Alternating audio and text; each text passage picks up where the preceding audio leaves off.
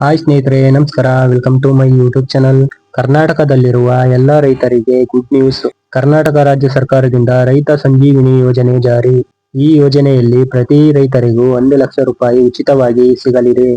ರಾಜ್ಯದಲ್ಲಿ ಪ್ರತಿಯೊಬ್ಬ ರೈತರು ಈ ರೈತ ಸಂಜೀವಿನಿ ಯೋಜನೆ ಅಡಿಯಲ್ಲಿ ಈ ಯೋಜನೆಗೆ ಅರ್ಹರಾಗಿರುತ್ತಾರೆ. ರಾಜ್ಯ ಸರ್ಕಾರವು ಈ ಹೊಸ ಯೋಜನೆಗೆ ಜಾರಿ ತಂದಿದ್ದು, ಇನ್ನು ಬಹಳಷ್ಟು ರೈತರಿಗೆ ಗೊತ್ತಿಲ್ಲದೆ ಇರುವ ಕಾರಣಕ್ಕಾಗಿ ಈ ಹಣವನ್ನ ಅನೇಕ ರೈತರು ಪಡೆದುಕೊಳ್ಳುವಲ್ಲಿ ವಿಫಲರಾಗಿದ್ದಾರೆ. ರಾಜ್ಯದ ರೈತರು ಇದರ ಲಾಭವನ್ನು ಪಡೆದುಕೊಳ್ಳಲು ಏನ್ ಮಾಡಬೇಕು, ಅರ್ಜಿನ ಎಲ್ಲಿ ಹಾಕಬೇಕು, ಏಕೆ ಕೊಡ್ತಾರೆ, ಯಾವಾಗ ಪಡೆದುಕೊಳ್ಳಬಹುದು, ಪಡೆಯುವ ಅರ್ಹತೆಗಳೇನು ಎನ್ನುವುದರ ಬಗ್ಗೆ ಸಂಪೂರ್ಣ ಮಾಹಿತಿನ ತಿಳಿಸಿಕೊಡ್ತೀನಿ. ವಿಡಿಯೋನ ಪೂರ್ತಿ ನೋಡಿ. ಕೃಷಿಯಲ್ಲಿ ತೊಡಗಿರುವಾಗ ಅನಿರೀಕ್ಷಿತವಾಗಿ ಸಂಭವಿಸುವ ಅಪಘಾತಗಳಿಂದ ತೊಂದರೆಗೆ ಸಿಲುಕುವ ರೈತ ಕುಟುಂಬಗಳಿಗೆ ಸಹಾಯವಾಗಲು ಕರ್ನಾಟಕ ಸರ್ಕಾರ ರೈತ ಸಂಜೀವಿನಿ ಅಪಘಾತ ವಿಮಾ ಯೋಜನೆಯನ್ನು ಜಾರಿಗೆ ತಂದಿದೆ.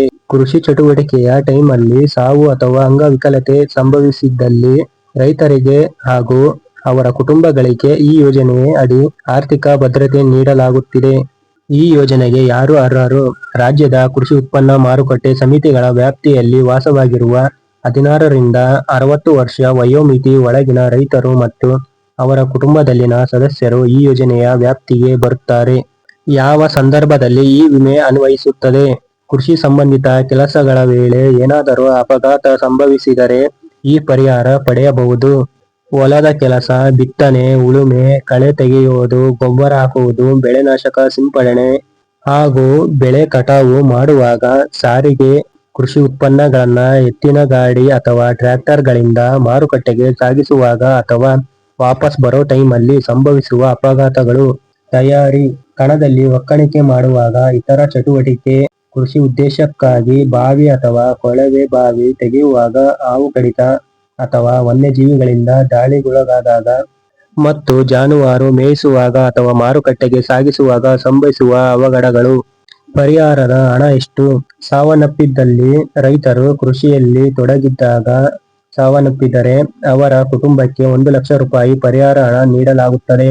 ಅಂಗವಿಕಲತೆ ಸಂಭವಿಸಿದಲ್ಲಿ ಅಪಘಾತ ತೀವ್ರತೆಗೆ ಅನುಗುಣವಾಗಿ 10 ರಿಂದ 50 ಸಾವಿರ ರೂಪಾಯಿವರೆಗೆ ಆರ್ಥಿಕ ನೆರವು ಸಿಗುತ್ತೆ. ಅರ್ಜಿ ಹಾಕುವುದು ಹೇಗೆ ಅಂದರೆ, ಅಪಘಾತ ಆದಾಗ 100 ದಿನಗಳ ಒಳಗೆ ಸೂಕ್ತ ದಾಖಲೆಗಳೊಂದಿಗೆ ಅರ್ಜಿಯನ್ನು ಹಾಕಬೇಕಾಗುತ್ತದೆ. ಅಪಘಾತಕ್ಕೆ ಒಳಗಾದ ರೈತ ಅಥವಾ ವಾರಸುದಾರರು ಸಂಬಂಧಪಟ್ಟ ಕೃಷಿ ಉತ್ಪನ್ನ ಮಾರುಕಟ್ಟೆ ಸಮಿತಿಯ ಕಾರ್ಯದರ್ಶಿ ಅವರಿಗೆ ಅರ್ಜಿ ಸಲ್ಲಿಸಬೇಕು. ಅರ್ಜಿಯೊಂದಿಗೆ ಅಗತ್ಯ ದಾಖಲೆಗಳು ಹಾಗೂ ಫೋಟೋವನ್ನು ಹಚ್ಚಬೇಕು. ಏನಾದ್ರೂ ಅರ್ಜಿ ತಿರಸ್ಕಾರ ಆದರೆ ಮಂಡಳಿಯ ವ್ಯವಸ್ಥಾಪಕ ನಿರ್ದೇಶಕ ಕರೆಗೆ ಮೇಲ್ಮನವಿ ಸಲ್ಲಿಸಲು ಅವಕಾಶ ಇದೆ. ಯಾವಾಗ ಪರಿಹಾರ ಸಿಗುವುದಿಲ್ಲ?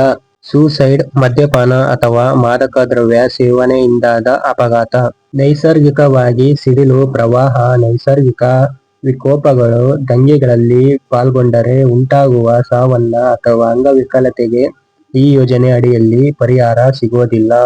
ಇದೇ ತರ ಪ್ರತಿಯೊಂದು ಹೊಸ ಅಪ್ಡೇಟ್ನ ತಿಳಿಸ್ಕೊಡ್ತಾ ಹೋಗ್ತೀನಿ. ವಿಡಿಯೋ ಇಷ್ಟ ಆದರೆ ಲೈಕ್ ಮಾಡಿ.